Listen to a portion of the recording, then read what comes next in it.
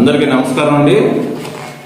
ఈరోజు వాత వ్యాధిలో ముఖ్యమైనది కీళ్ళవాతం.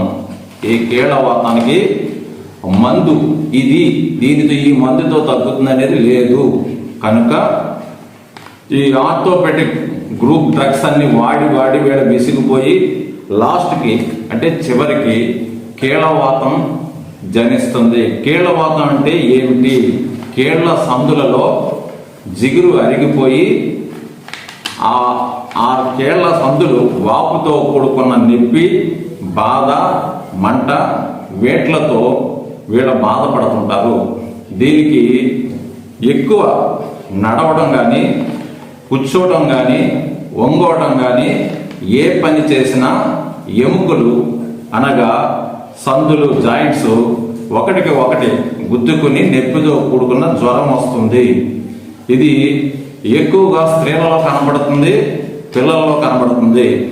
దీనికి మెయిన్ రక్తహీనత, ఎనిమిక్ డిజార్డర్.